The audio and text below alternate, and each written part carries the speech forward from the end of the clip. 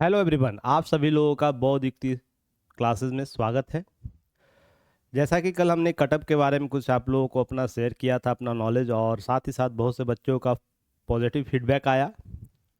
कुछ बच्चों ने नेगेटिव बातें भी कही थी। तो चलिए, ये सीखने और सिखाने के लिए बहुत बहुत ज़रूरी होता है कि हम आगे कैसे बढ़ेंगे।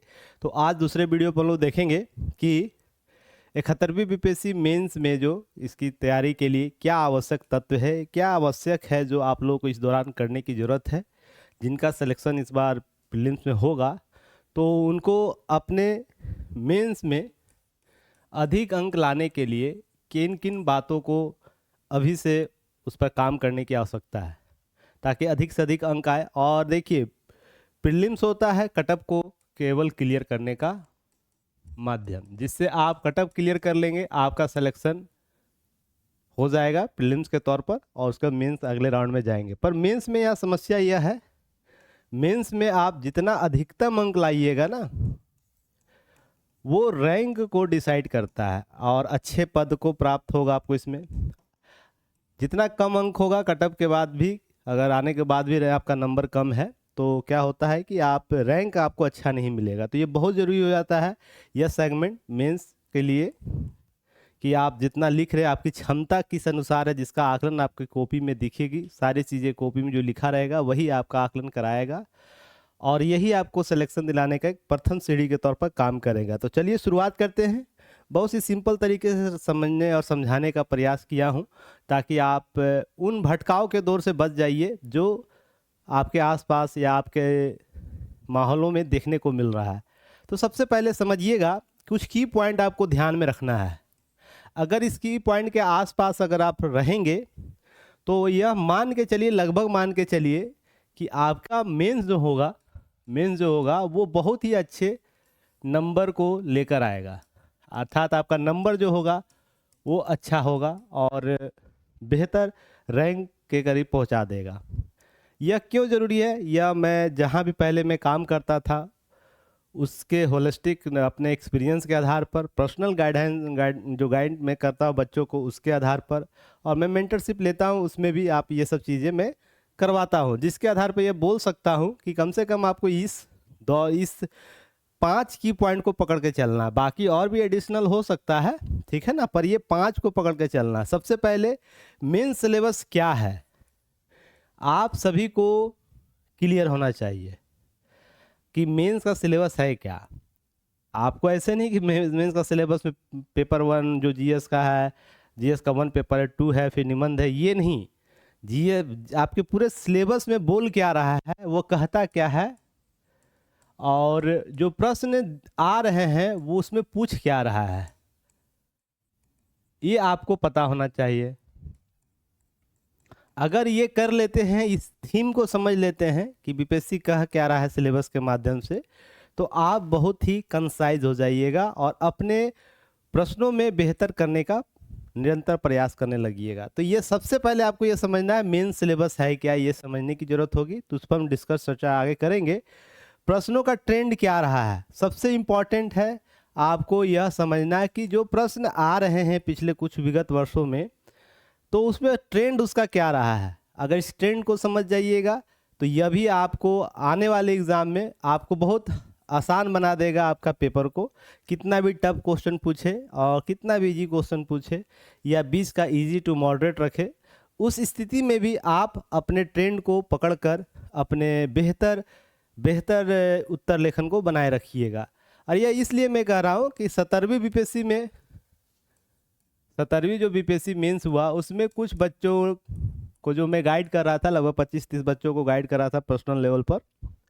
उन बच्चों को मैंने यही बताया था, प्रश्न कैसा भी रहेगा आप बेसिक को नहीं छोड़िएगा, और उसी के आधार पर सारे उत्तर को उन्होंने लिख कर आए हैं। जैसा कि पिछले बार डीआई का क्वेश्चन रहे, या हम करेंट का क्वेश्चन कह ले, आईआर का क्वेश्चन कर ले, उसकी बात कर ले।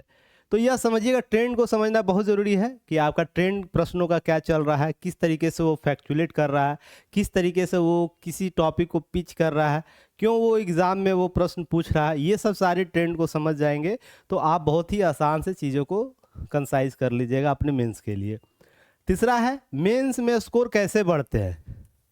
जो स्कोर बनाने के तकनीक को सीख गया ना, वो बहुत सी चीज़ों को आसान कर लेगा। मान लीजिए कोई प्रश्न आ रहा है आपके पास, 2 बच्चा है, ठीक है ना, 2 अभ्यर्थी हैं और दोनों उस प्रश्न को लिखेंगे। एक अभ्यर्थी उसमें अधिकतम अंक प्राप्त कर सकता है अगर कुछ तकनीक का प्रयोग करेगा कि स्कोर कैसे बढ़ाए जाते हैं। कुछ अभ्यर्थी ऐसे जो है, दूसरा अभ्यर्थी ये होगा कि केवल प्रश्न को लिख देगा, जो उसका डिमांड है प्रश्न का वो उसके उत्तर लेखन में शामिल कर देगा। तो क्या उसका सिलेक्शन होगा? नहीं होगा बिल्कुल। तो यहाँ पर सीधा सा अर्थ है कि आप किसी भी प्रश्न में, मान लीजिए आपका प्रश्न का जो अधिकतम अंक प्राप्त करने का क्षमता कितना है, यह जब कर लीजिएगा क्षमता कितना है, अगर ये ट्रेंड आप अपने आप में डेवलप कर लेते हैं हर प्रश्न का अधिकतम अंक प्राप्त करने के लिए, तो आप क्या होंगे, स्कोर आपका बढ़ता चला जाएगा। तो क्या है, कैसे करना है, वो आगे हम चर्चा करेंगे। फिर आपको चौथा है लेखन क्षमता को बनाए रखना। सबसे इम्पॉर्टेंट फैक्ट यह भी आपको ध्यान में रखना है कि आज से जब शुरुआत करिएगा अगर, तो मान लीजिए अभी सितंबर चल रहा है और जब जनवरी में एग्ज़ाम में भी पॉसिबल है, जनवरी में 15 के आसपास अप्रोक्स मान ही के चलिए, अगर डेट कुछ इधर उधर होता है तो अलग मैटर है। इस दौर में अपनी क्षमता में लगातार लेखन क्षमता में कैसे वृद्धि करते हैं, यह बहुत ज़रूरी है। और एग्ज़ाम के लास्ट डे तक जब आपका पेपर समाप्त हो जाता है उस दिन तक बना के रखते हैं इस क्षमता को, यह बहुत ज़रूरी होता है। नहीं तो क्या होता है, शुरुआत में बहुत से लोग बेहतर लिखने के प्रयास करते हैं, बहुत ज़्यादा लिख देते हैं, तो क्या होता है, समस्या क्रिएट होने लगता है। फिर अंत में जाते जाते एग्ज़ाम तक पहुँचते पहुँचते क्या होता है, कुछ लिखना कुछ और है, लिखा कुछ और जा रहा है प्रेशर में। तो इसको मैनेज करना है, लेखन क्षमता को बनाए रखना एक उच्च क्वालिटी का, जिससे अंक अधिक मिल सके। सीधा सा मेंस में अधिकतम अंक प्राप्त कितना कर सकते हैं, इस टेक्निक को यह फुल आप कर पा रहे हैं, जिससे आप अधिक अंक प्राप्त कर पाइएगा, यह सबसे इम्पॉर्टेंट है। फिर लास्ट में कोर टॉपिक पर कमांड विकसित करना है। जैसा कि मैं पहले प्रीलिम्स के स्तर पर बोलता था कि PYQ को कमांड कीजिए, वैसे भी यहाँ भी एक कोर टॉपिक है जहाँ पर हर साल आपको कोर टॉपिक से प्रश्न होंगे ही होंगे। तो क्या उस कोर टॉपिक पर कमांड क्रिएट कर लिए हैं, उसको करना बहुत ज़रूरी है ताकि आपका समय वो बचा दे और दूसरे जो डिफ़िकल्ट क्वेश्चन आए होंगे उस पर अधिक समय मिल जाए और उस पर अच्छा तरीके से हम कुछ सोच विचार करके प्रश्नों का उत्तर लिख पाए।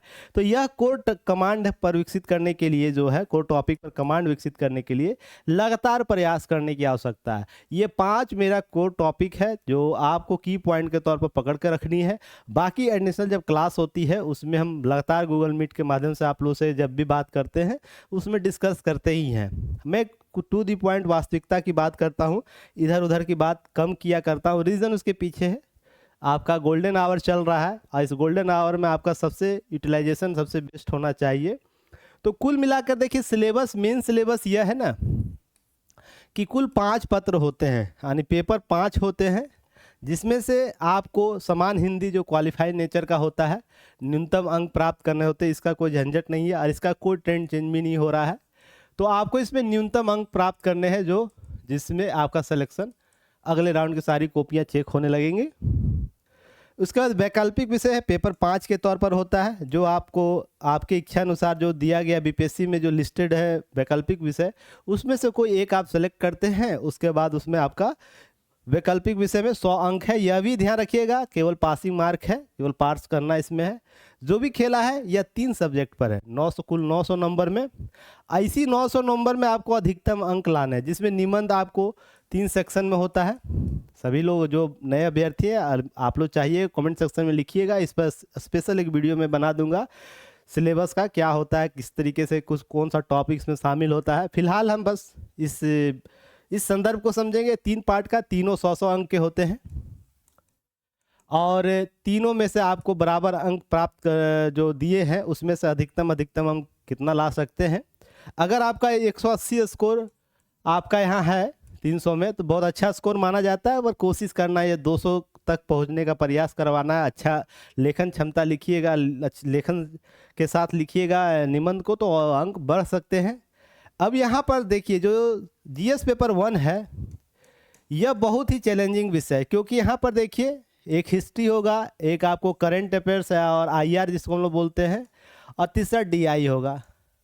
तो यहाँ क्या होता है कि डीआई हर साल, जो इस साल देख रहे होंगे, पिछले साल बहुत क्वेश्चन फैक्चुएट किया था, बहुत परेशान किया था बच्चों को, इस पर कमांड करने की आवश्यकता होगी। और साथ ही साथ हमारा आईआर भी टॉपिक है, जो आपको प्रश्न कहाँ से आएंगे, किस रूप से आएंगे, हर साल कुछ प्रश्न नए दिख जा रहे हैं। तो इस बदलते संदर्भ में इस पर भी कमांड करने की आवश्यकता है। और यहाँ भी आपको 3 पेपर 3 खंड में होते हैं, जहाँ पर हम एक बात करते हैं पॉलिटी की होती है, दूसरा आपको इको और जियो होता है, इको प्लस जियो, और तीसरा आपको साइंस टेक होता है। तो यहाँ भी करेंट के बहुत ही मायने बढ़ जाते हैं। जैसा कि 70 बीपीएससी में क्वेश्चन आया था, उस पर एनालिसिस में किया था, तो 410 नंबर का, 1 सेकेंड,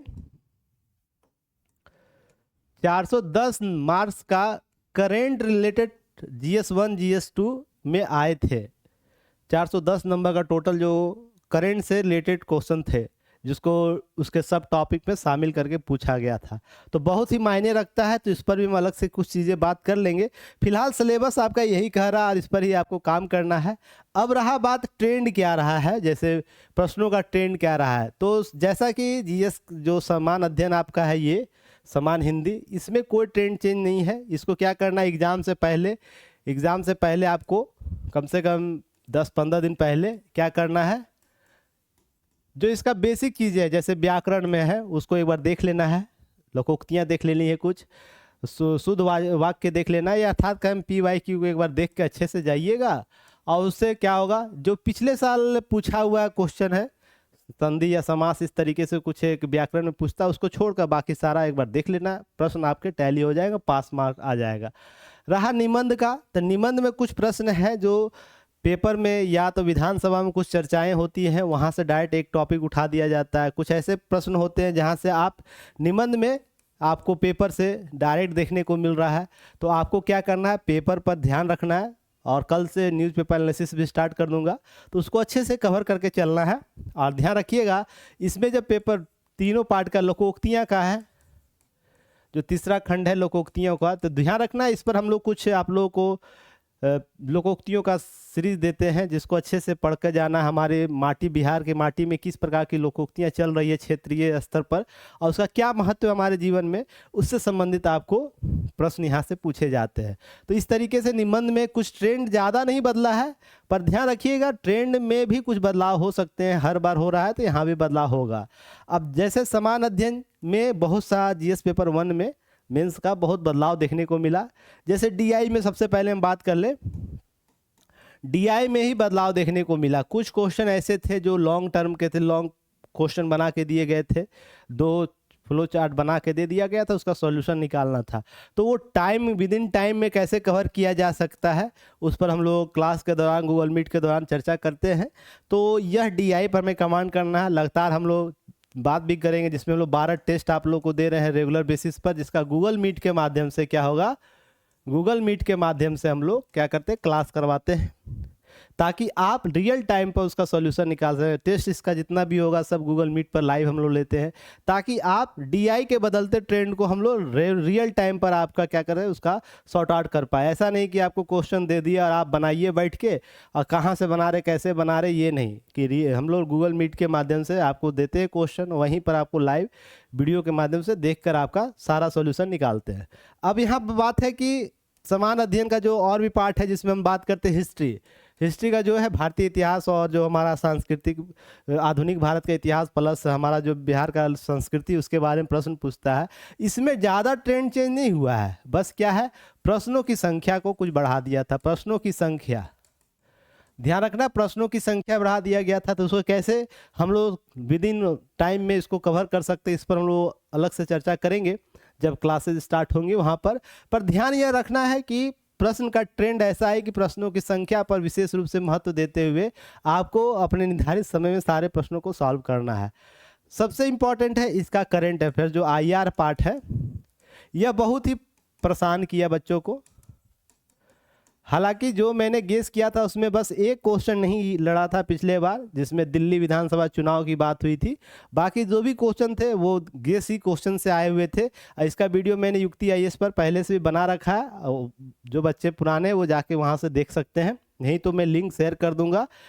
कमेंट सेक्शन में, आप वहाँ से देख लीजिएगा। अब रही बात इसमें करना क्या है, काम कैसे करना है, तो इस पर जितना हो सके डीएनए जो हम करवा रखे हैं डीएनए उसको एक बार देखिएगा। फिर मैं अभी से करवाना शुरू करूंगा कल से, तो इम्पॉर्टेंट टॉपिक जो है सबसे पहले करवा दूंगा ताकि आप चीज़ों को अच्छे से देख पाए। तो डीएनए पेपर कमांड आपको करना है, अपनी क्षमता को विकसित करना है। कौन सा टॉपिक जो है आपके एग्ज़ाम ओरिएंट है, इसको कलेक्ट करने की विधि आपको सीखनी होगी ताकि बदलते परिवेश में आपके टॉपिक के साथ जो क्वेश्चन बनाए जाएंगे उसको अच्छे से सॉल्व कर पाए। तो यह बहुत ज़रूरी होगा। वो मैं आपको क्या करूँगा, इसको जब कराना शुरू करूँगा तो आपको आसान हो जाएगा सारी चीज़ों को समझना और लिखने में। इसमें हम बदलते पैटर्न के आधार पर कुछ प्रश्नों का अभ्यास लगातार करते रहेंगे ताकि आप और भी अच्छे से काम कर सके। समान अध्ययन में भी इस बार, जैसा कि मैंने शुरू में ही बोला था, 410 नंबर का टोटल करंट अफेयर्स इस बार, पिछले बार जीएस के 70 बीपीएससी के पेपर में देखने को मिला था, ठीक है ना, 410 नंबर का। तो यह बहुत ही बड़ा अंक है। तो इसका मतलब जीएस पेपर 2 में भी यहाँ पर बहुत से करंट से, जैसे जो इकोनॉमिक्स ज्योग्राफी था, करंट से बहुत से रिलेटेड क्वेश्चन पूछे गए थे। फिर उसके बाद साइंस चेक तक क्वेश्चन तो करंट बेस होता ही है। तो इस तरीके पॉलिटी के क्वेश्चन आपको सारे करंट बेस्ड क्वेश्चन थे, कुछ बेसिक थीम के थे। तो ध्यान रखना है, यह करंट के साथ बदलता ट्रेंड है जिसमें करंट अफेयर्स के साथ हमको जोड़कर क्या है, प्रश्न पूछे जा रहे हैं। तो आपको इसी तरीके से तैयारी करना है। तो वो हम पर छोड़ दीजिए, हमारे साथ जुड़ते हैं तो चीज़ों को और आसान करके आपको पहुंचाने का प्रयास करते हैं। गूगल मीट में हम लगातार जुड़े रहते हैं। कॉन्फिडेंस अगर आपका डाउन जाता है उसको बूस्ट हम लोग करते हैं लगातार चीज़ों को समझा के। तो वो हमारा क्षेत्र है। बस आपको क्या करना है, इस पर अपना कमांड बदलते परिवेश में करना है। कोई भी क्वेश्चन हो करंट के साथ जोड़कर उसकी तैयारी कीजिएगा। उसमें क्या अभी घटना जो वर्तमान में प्रभावित हो रही है, कुछ ऐसा टॉपिक है जो ऐसी घटना घट रही है जो आपके टॉपिक से जुड़ा हुआ है, तो जरूर वो एग्जाम में पूछेगा। और वैकल्पिक विषय के लिए क्या होता है, PYQ को एक बार देख के जाना है। और कुछ बेसिक टॉपिक होते हैं, हर सब्जेक्ट का बेसिक टॉपिक हो जहाँ से प्रश्न पूछता है। तो वैकल्पिक विषय के लिए भी कुछ नहीं करना है, केवल आपको 3 चीज़ों के लिए मेहनत करनी है। एक निबंध के लिए, जीएस पेपर 1, जीएस पेपर 2 के लिए। तो उसके लिए हमारी टीम आपके साथ काम करेगी, परेशान नहीं होना है। और यहाँ पर देखिए बात, मेंस में स्कोर कैसे बढ़ते, यह सेगमेंट बहुत इंपॉर्टेंट है। 1 सेकेंड होल्ड कीजिएगा।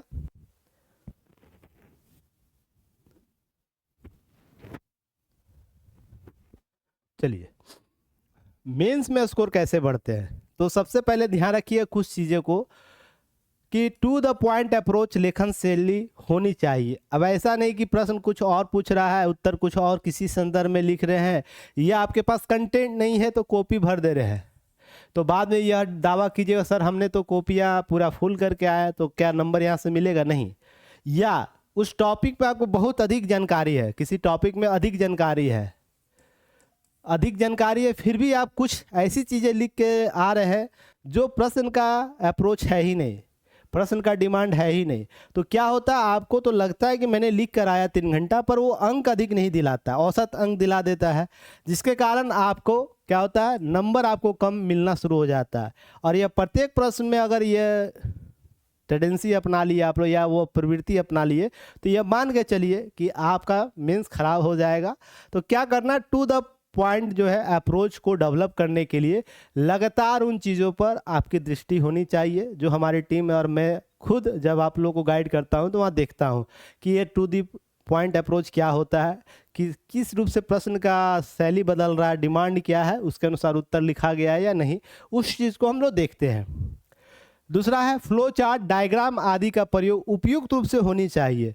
अगर डिमांड हो रहा है फ्लो चार्ट, डायग्राम या किसी प्रकार का इसका इंफोग्राफिक का, तो ज़रूर आप अपने उत्तर लेखन में करिए, और यह उपयुक्त होना चाहिए, ऐसा नहीं कि बिना मतलब का। नहीं तो एक कॉपी थी मेंस का, मुझे अभी तक याद है वो, उसमें जो कॉपी चेक किए थे उन्होंने खुद लिखा था, इसकी ज़रूरत ही नहीं, अब माइनस कुछ नंबर भी किए थे। तो इस तरीके के तकनीक नहीं अपनानी है, उपयुक्त आवश्यकता होगी जरूर डालना है। फ्लो चार्ट, डायग्राम या किसी प्रकार का डिमांड आपका हो रहा है कि आपके इस उत्तर प्रारूप में होना चाहिए आपको फ्लो चार्ट, डायग्राम या इस प्रकार का इंफोग्राफिक कुछ भी, तो जरूर उपयोग कीजिए और भरपूर उपयोग कीजिए। ऐसा नहीं कि संकोच कीजिए, पर इसका मतलब यह नहीं कि हर जगह यूज हो जाना चाहिए बिना मतलब का।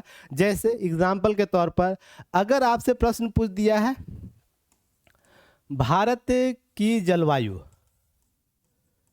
जलवायु में बिहार की जलवायु प्रकृति क्या है, तो आपका मैप होना चाहिए बिहार फोकस्ड होना चाहिए, ठीक है ना। बिहार का मैप के अनुसार आपका क्या होना चाहिए, या प्रवृत्ति, ना कि भारत का जलवायु का मैप आप एक दे सकते हैं शॉर्ट, पर इतना नहीं कि बार बार उसी का। बिहार का जितना आप डिस्क्राइब कीजिएगा जलवायु पैटर्न, उससे अधिक अंक मिलने का प्रयास होगा। तो इस तरीके से या बोल देगा बिहार में जनजातियां, तो भारत का मैप लोग बना देते हैं और बिहार में उसमें कोना में डाल देंगे और बोलेंगे यहाँ जनजाति ये आता है। तो इस तरीके से कुछ बचने की आवश्यकता होगी। साथ ही साथ सबसे इंपॉर्टेंट है करंट अफेयर्स के साथ जोड़कर लेखन की कला को डेवलप करना। अगर ये करते हैं तो आपका स्कोर बढ़ना शुरू हो जाएगा। कुछ ऐसी घटना, जैसे मान लीजिए अभी आपको प्रश्न पूछ दिया स्टैटिक क्वेश्चन में, यहाँ से प्रश्न पूछ दिया कि चंपारण आंदोलन, और यह बार बार प्रश्न आता है चंपारण आंदोलन या मधुबनी पेंटिंग। हालांकि यहाँ से प्रश्न बहुत कम दिखते हैं, नहीं ना के बराबर, पर पटना कलम से प्रश्न पूछ दिया या बार बार है, या मौर्य कला से प्रश्न पूछ दिया, तो क्या करंट में इसे कुछ घटना घटी है या कुछ ऐसी एक्टिविटी हुई है, तो हुई है तो ध्यान रखना अपने उत्तर लेखन में उस एक्टिविटी को शामिल करना है एक पैराग्राफ निष्कर्ष के तौर पर। अगर इस तरीके से करते हैं तो कुछ आपके अंक बढ़ जाएंगे, जिससे आपको लगेगा कि जो कैंडिडेट है वो एक्टिव मोड में काम कर रहा है, वो अपने आसपास अपनी चीज़ों को लेकर एक्टिव है, कलेक्ट कर रहा है। तो यह प्रवृत्ति हर प्रश्न में होना चाहिए। अगर लग रहा पॉसिबल है वो करंट अफेयर्स के कोई टॉपिक घटना घटी है आपके टॉपिक से रिलेटेड, तो उसको जरूर उसमें अपने उत्तर लेखन में शामिल करिए। अगर ऐसा करना शुरू कर देते हैं प्रत्येक प्रश्न में, तो मान लीजिए प्रत्येक प्रश्न अगर आपका 1 से 2 अंक भी बढ़ रहा है, तो कुल संख्या अगर आपका 30 प्रश्न उत्तर दे रहे हैं तो 60 नंबर तो ऐसे ही बढ़ जा रहा है। जो आपका कुछ क्वेश्चन खराब होगा ना, उसको बचा देगा। तो यह बहुत ज़रूरी है। अगर यह करना शुरू कर देते या और एक दिन ही ये अचानक आ जाएगा, ये लगता है प्रैक्टिस करने के बाद ही आएगा, हाँ किस टॉपिक की घटना क्या है, तो हमारे द्वारा आप लोग सारी चीज़ें उपलब्ध कराई जाती है। फिर इसके बाद केस स्टडी, योजना आदि के साथ उत्तर लेखन को जोड़ने का। और भी मान लीजिए कोई केस स्टडी चल रहा है, जैसे पंचायती राज पर क्वेश्चन आया, 73वां संविधान संशोधन, 74वां संविधान संशोधन पर, तो इस पर हजारों केस स्टडी है, जिससे पंचायती राज आने के बाद प्रशासन कैसे काम बदला है अपना, कैसे काम करने का तरीका, लोगों को सेवाओं की आपूर्ति कैसे उसका नेचर चेंज हो गया है, भागीदारी महिलाओं की कैसी बढ़ गई है, ऐसे हजारों एग्जाम्पल है। तो केस स्टडी के तौर पर उन एग्जाम्पलों को आप पुट कर सकते हैं। बहुत सी ऐसी योजनाएं हैं जो ग्रामीण स्तर पर जो पंचायत है वो अपना योजना शुरू किया और अपने क्षेत्र विशेष का बहुत ही क्या हुआ, उसका आउटपुट बेहतर आया, तो इन योजनाओं को आप दर्शा सकते हैं। साथ ही साथ केंद्र और राज्य की योजनाएं जो कार्य कर रही है उनको भी यहाँ पर ऐड करके अपने उत्तर को बेहतर कर सकते हैं। तो इस तरीके से आप क्या कर सकते हैं, जो संभावित जगह है जहाँ पर अपने उत्तर को अधिक अंक लाने के लिए ये सब किया जा सकता है, टूल उपयोग किया जा सकता है, इन टूल का उपयोग कर सकते हैं। लास्ट में आवश्यकता अनुसार बिहार विशेष के साथ उत्तर लिखे। मान लीजिए कुछ टॉपिक ऐसा है, जैसे पंचायती राज का क्वेश्चन आ गया, 73वां 74वां संविधान संशोधन, एक एग्जाम्पल के तौर पर मैं बोल रहा हूँ, उसमें बिहार सबसे बेहतर काम किया शुरू से ही।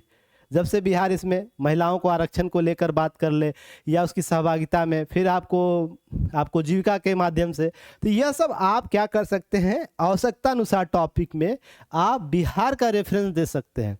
अगर बिहार का रेफरेंस देंगे तो वो तो आपके उत्तर को और भी बेहतर बनाने का प्रयास करेगा। और बिहार का एग्जाम है तो जो कॉपी चेक करेगा उसके माइंड प्रोसेस, थर्ड प्रोसेस पर यह ऑटोमेटिक दबाव आएगा कि बच्चे को यह भी पता है कि जो टॉप प्रश्न है उसमें बिहार का कुछ विशेष योगदान है।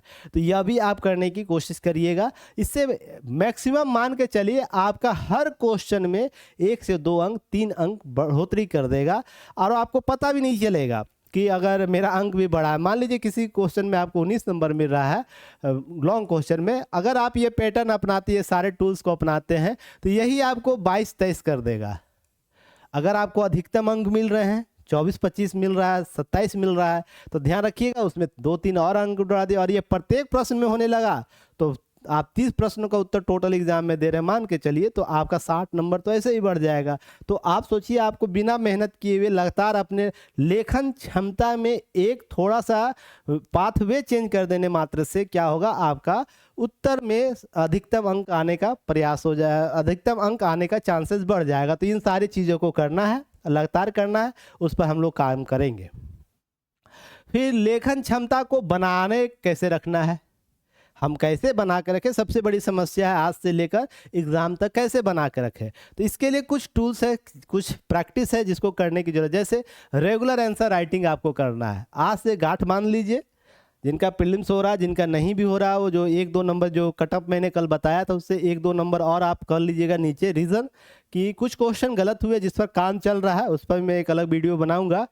तो कुछ कम नंबर हो सकते हैं, तो जिनका आ रहा है कटअप के आसपास, तो क्या करना, वो आपसे यह प्रैक्टिस करना शुरू कर देना है। रेगुलर आंसर राइटिंग करना है, डेली 1 क्वेश्चन 2 क्वेश्चन आप लिखिए, एक शॉर्ट क्वेश्चन एक लॉन्ग क्वेश्चन अभी से लिखना शुरू करिए। हालांकि हम अपने सीरीज में शामिल किए हैं, फिर भी आप अपने जो नहीं लेंगे उनके लिए मैं बात कर रहा हूं। Practice with PYQ and mock test आप जरूर लगाइए, और यह रेगुलर होना चाहिए, आज से लेकर एग्जाम तक होना चाहिए। ऐसा नहीं कि आज करते कल छोड़ देते परसों फिर करेंगे, यह नहीं है कि आपकी खेती बाड़ी का यह समस्या नहीं है, ठीक है ना। जब मन करेंगे हम खेत जोतेंगे, फसल उगा लेंगे। जब आपका अंक समाप्त हो जाए, आपको आज से फाइट करना है, आपको लिस्ट में आने के लिए रेगुलर प्रैक्टिस करना है। और एक साइकोलॉजिकल आपको रिसर्च है जिस पर आपको ज़रूर आपको समझ सुननी चाहिए, जिसमें अगर लगातार आप घड़ा बना रहे हैं, डेली 30 दिन घड़ा बना रहे हैं, तो घड़ा है ना सबसे बेहतर बनेगा। और अगर एक दिन घड़ा बनाते हैं तो ये जरूरी नहीं वो सबसे बेस्ट है आपको घड़ा बना देगा। अर्थात कहने का मतलब है कि आप प्रतिदिन प्रैक्टिस कीजिएगा आंसर राइटिंग का, तो आप बहुत सी आप गलतियों को सीखिएगा, बहुत से गलती जो हो रही है उसको सुधार करने के लिए प्रयास कीजिएगा, उसके कंटेंट इकट्ठा कीजिएगा। तो यह अंतिम समय तक सबसे परफेक्ट आंसर राइटिंग का आपको एक स्थिति में ला देगा, जिसके माध्यम से आप अधिक अंक प्राप्त कर सकते हैं। फिर कंटेंट में क्या करना, इनरिचमेंट करना। अर्थात कंटेंट में क्या करना है, फैक्ट डाटा जो आप लोगों को मैं प्रोवाइड कराता हूं, और करंट एग्जांपल्स आपको क्या करने, ऐड करने हैं, जिसके माध्यम से क्या है उत्तर क्षमता और भी बेहतर हो जाएगा आपका, जिससे लेखन क्षमता आपको बनाए रखे, क्योंकि आप बोरिंग फील नहीं करेंगे। या अगर data fact daily data fact collect करते हैं तो आप इसमें व्यस्त रहिएगा। यूज जो फैक्ट होंगे, जो डाटा फैक्ट होंगे, क्या होगा, इसके माध्यम से आप डेली कुछ नया सीखने की क्रिएटिविटी आप में रहेगी, जिसके माध्यम से अगर उत्तर लेखन में आप शामिल करते हैं तो और बेहतर हो जाएगा। ये लगातार लेखन क्षमता में और भी उसको बनाए रखेगा। नहीं तो डेली आप मान लीजिए हिस्ट्री, एक एग्जांपल के तौर पर अगर आप आज से हिस्ट्री ही केवल शुरू करते हैं, अंत तक हिस्ट्री ही पढ़ते हैं, तो क्या आपको लगता नहीं है कि आप बोर हो जाइएगा। इसलिए डाटा फैक्ट जरूर कलेक्ट कीजिए और इनरिचमेंट कीजिए अपने कंटेंट में। फिर क्लियर आपको प्रेजेंटेशन आपका होना चाहिए, जिसके माध्यम से डेली लेखन क्षमता में आपको है ना बेहतर आउटपुट निकल पाए। जब मान लीजिए आज आप जो लिखिएगा प्रेजेंटेशन से, कल जो लिखिएगा, आने वाले 1 सप्ताह के बाद लिखिएगा, 15 दिन के बाद लिखिएगा, अगर उसमें यह प्रेजेंटेशन करने की क्षमता में डेवलप कर रहे हैं, उनकी इंट्रो बॉडी जो है, कंक्लूजन है, डायग्राम है, अंडरलाइनिंग करने की प्रवृत्ति अब लगातार बढ़ाने लगते हैं, तो ये लेखन क्षमता क्या होगा ना, पॉजिटिव माइंडसेट से आगे बढ़ेगा और आपको डेली लिखने का मन करेगा। हाँ, फीडबैक अच्छा मिलेगा आपके मेंटर से, आपके जो गाइडर होंगे उनसे, आप जहाँ भी टेस्ट दे रहे होंगे वहाँ पर फीडबैक अच्छा मिलेगा। तो आप डेली लिखने की क्षमता को बना कर रखिएगा। और ये सब टूल्स है। Time and word management word management बहुत ज़रूरी है। टाइम के साथ उसका लिमिट वर्ड, कितना वर्ड में लिखना है, एक क्षमता के आधार पर शॉर्ट क्वेश्चन को कितने अंकों में लिखना है, लॉन्ग क्वेश्चन को कितने अंकों में लिखना है। देखिए, हालांकि लिखते वक्त यह काउंट नहीं किया जाता है, पर अनुमान जरूर लग जाता है कि यह मेरा लॉन्ग क्वेश्चन, जो शॉर्ट क्वेश्चन है वो कहीं अपनी सीमा को तो लांग नहीं दे रहा है, लॉन्ग क्वेश्चन हम ज़्यादा समय तो नहीं दे दिए। तो ये सब रेगुलर होगा तो लेखन क्षमता आपका क्या होगा, इस तरीके से कुछ टूल्स है जिससे आप क्वेश्चन को विदिन टोटल क्वेश्चन को विद इन टाइम लिमिट में आप कंप्लीट कर पाइएगा। तो इस तरीके से क्या होगा, आप लेखन क्षमता को डेली बनाए रखिएगा और ये डेली करने का प्रयास है। डेली आपको कुछ कुछ गलतियां होगी और मान के चलिए गलतियां होती है। जो एग्ज़ाम में बैठता है, जो 2 बार दे रखा होगा एग्ज़ाम पहले से भी मेंस, उसकी भी गलतियां होती है, लास्ट में ये सब इशू हो जाता है। फिर रिवीजन और इंटीग्रेशन करना है, जो आपको जो भी आप पढ़ रहे हैं टॉपिक जो लिख रहे हैं उत्तर, उसमें इंटीग्रेट करने की, एक पैराग्राफ को दूसरे पैराग्राफ के साथ जोड़ने की कला सीखनी होगी, जिससे क्या होगा आपको स्टैटिक्स और करंट अफेयर्स के साथ जोड़कर अगर लिखना शुरू कर देते हैं तो पैराग्राफ जो आप लिख रहे होंगे वो भी इंटीग्रेट हो जाएगा, सभी इंटरलिंक हो जाएंगे और आपको जो उत्तर निकल कर आएगा बहुत ही बेस्ट आएगा। तो क्या होगा, आपके लेखन क्षमता को बनाए रखेगा और यह पॉजिटिव माइंडसेट से आपको आगे बढ़ने में सहायक करेगा। जब आप को फीडबैक अच्छा मिलने लगता है ना, तो आप एनर्जेटिक हो जाते, पॉजिटिव हो जाते। यह एग्जांपल आप कल से देख सकते हैं, जो बच्चों को मैंने बताया कटअप की हाँ 83 से 85 जाएगा, तो बहुत से बच्चों को खुशी मिली होगी। किसी बच्चे को जो आप मान लीजिए किन्हीं को 81 आ रहा होगा तो यही बोलेगा ना 81 सर आएगा। आपको खुद कुछ एक बच्चे ने कमेंट कर दिया, आप इस चीज़ को सोचिएगा कि वो मुझे नहीं जान रहा है, मेरे आकलन को, मेरे एक्सपीरियंस को नहीं जान रहा है, बस आया वो बोल के चला गया। अपने ईश्वर की कसम खाइए, क्या यह गूगल और एआई के माध्यम से बिना जांच किए हुए आंसर दिया जा सकता है? इतना क्या आप भी खुद दिए हैं? मेरे हिस्ट्री को छोड़िए, मेरी हिस्ट्री को समझने से पहले आपको पहले मेरे तक पहुंचना होगा ना, कि हाँ मेरी क्षमता तक पहुंचना होगा। अच्छी बात है आपने प्रश्न किया, पर उससे सीखने की जरूरत है। अगर आपके दायरे में चीज़ें नहीं आएंगी तो क्या वो सारी चीज़ें गलत हैं? पहले ये सोच के देखिए। तो अगर गलत नहीं है तो इसका मतलब आपको उस दायरे को बढ़ाने की जरूरत है ना, कि मेरे आकलन करने से क्या मिल जाएगा, मैं जो कर रहा हूँ, मैं जो आगे करूँगा वो तो करता ही रहूँगा। तो इसलिए आपको अपनी चीज़ों में सुधार करनी है, आपको सिलेक्शन लेना है। मैं बार बार बोलता हूँ, मैं आपको ऐसी क्षमता डेवलप करा दूँगा, ऐसी क्षमता डेवलप करा दूँगा कि मेरे रहने ना रहने से कोई फ़र्क ही नहीं पड़ेगा। एग्ज़ाम में आप खुद जाइएगा, बैठिएगा, क्योंकि एग्ज़ाम आपको देना है। और मेरे जितने भी अभ्यर्थी हैं कमेंट में आप बता सकते हैं क्या मैं इन सब चीज़ों से बोलता हूँ या नहीं बोलता हूँ। चलिए आगे बात करते हैं, कोर टॉपिक पर कमांड विकसित करना। देखिए अगर हम बात करें, आपका GS 1 का सिलेबस यही है, GS 1 का सिलेबस DI है और आधुनिक भारत का इतिहास है, भारतीय संस्कृति, राष्ट्रीय अंतर्राष्ट्रीय महत्व के वर्तमान घंटे जो घटनाक्रम है। तो जो यह बेसिक टॉपिक है जहाँ से हिस्ट्री में बार बार प्रश्न वहीं पूछे जाएंगे जो आते हैं, रिपीट होता है। उसमें हो सकता है कुछ करंट का कुछ चीज़ें जोड़ दे, नहीं तो क्या होता है सब बेसिक क्वेश्चन आपको पूछे जाते हैं। तो इसमें क्या करना, लगातार प्रैक्टिस करके कमांड क्रिएट कर लेना है। IR में भी कुछ ऐसे टॉपिक है जो बार बार आपको रिपीट होते हुए दिखेंगे। हाँ, क्वेश्चन उस टॉपिक के आधार पर जो इस साल घटना घटी है उसमें प्रश्न का नेचर चेंज कर सकता है, पर टॉपिक आपका वही रहेगा जो मैं आपको पहले दूंगा, अपने जो भी मैं आपको गाइड कर रहा जिस तरीके से। तो उसमें क्या करना है, वर्तमान घटनाक्रम में कुछ कोर टॉपिक है जिस पर कमांड क्रिएट करना है, जिसको मैं आपको प्रोवाइड कराऊंगा।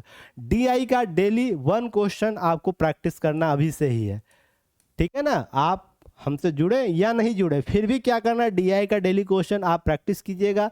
टेलीग्राम चैनल से ज्वाइन कर लीजिएगा, वहाँ पर डेली एक क्वेश्चन शेयर होगा, उसका क्वेश्चन और आंसर, तो आप वहाँ पर जुड़कर आप अपना प्रैक्टिस कर सकते हैं। पहले क्वेश्चन शेयर कर दिया जाएगा, फिर उसके बाद अगले दिन आपको आंसर उसका दे दिया जाएगा, ताकि आप लोग क्वेश्चन बना ले और अपने अनुसार उसका सॉल्यूशन भी देख लें, ठीक है ना। तो DI को डेली प्रैक्टिस कीजिएगा। टेलीग्राम चैनल सब कमेंट सेक्शन के नीचे आपको या डिस्क्रिप्शन बॉक्स में लिंक दिया रहता है, ऐप का है, व्हाट्सएप चैनल का है, फिर इसी तरीके से आपको टेलीग्राम लिंक है, तो आप जुड़ के वहाँ प्राप्त कर सकते हैं।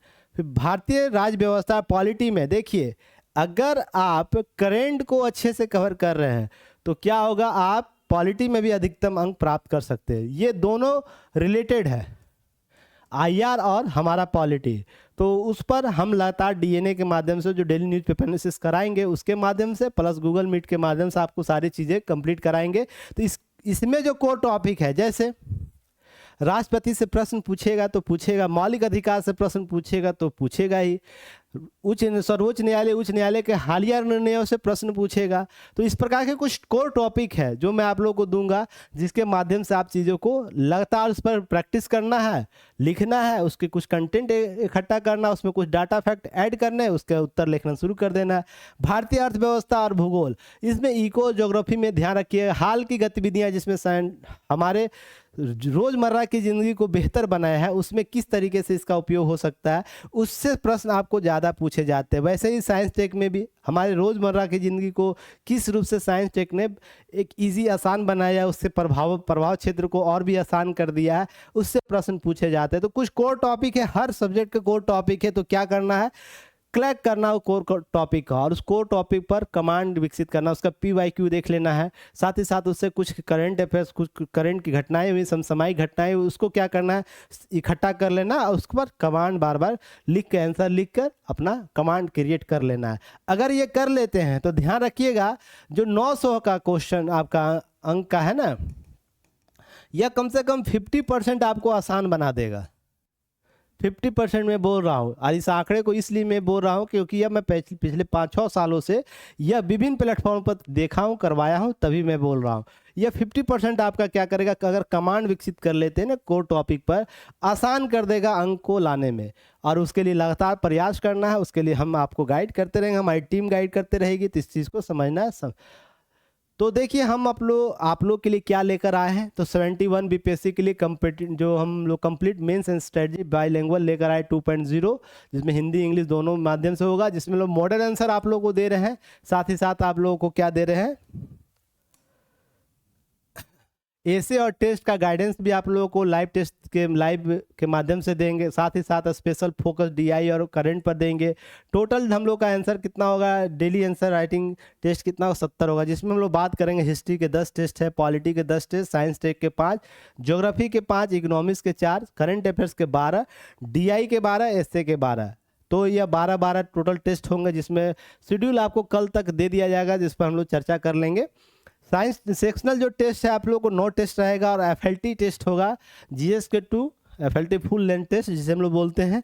आपको GS1 के 2 टेस्ट होंगे, GS2 के 2 टेस्ट होंगे, ऐसे के 2 टेस्ट होंगे। अब इसके अलावा हम लोग फ्यूचर क्या दे रहे हैं, जो लेटेस्ट पैटर्न है उसको एकदम बिल्कुल समझकर हम लोग तैयार कर रहे हैं सारी चीज़ों को। जो भी क्वेश्चन होंगे उसके मॉडल आंसर होंगे, क्रिस्प नोट्स होंगे बाय पैटर्न का। जो भी क्वेश्चन आप लोग को दिया जाएगा, जो भी मटेरियल दिया जाएगा, वो लेटेस्ट पैटर्न के आधार पर पर्सनल गाइडेंस बाय एक्सपर्ट होगा, मेरे द्वारा, हमारी टीम के द्वारा पर्सनल आपको गाइड किया जाएगा। साथ ही साथ हम जो प्रेजेंटेशन और टाइम मैनेजमेंट पर विशेष फोकस करते हैं, जो भी आप लिखिएगा उसमें प्रेजेंटेशन आपका कैसा, किस तरीके प्रस्तुतिकरण कर रहे हैं, उस पर हम लोग बेहतर टाइम के विदिन टाइम के अंदर लिख पा रहे हैं या नहीं कर पा रही है, सबसे बड़ी समस्या स्टूडेंट्स की होती है, उस पर हम लोग काम करेंगे। फिर क्या करेंगे, गूगल मीट के माध्यम से गाइडेंस देंगे आप लोगों को।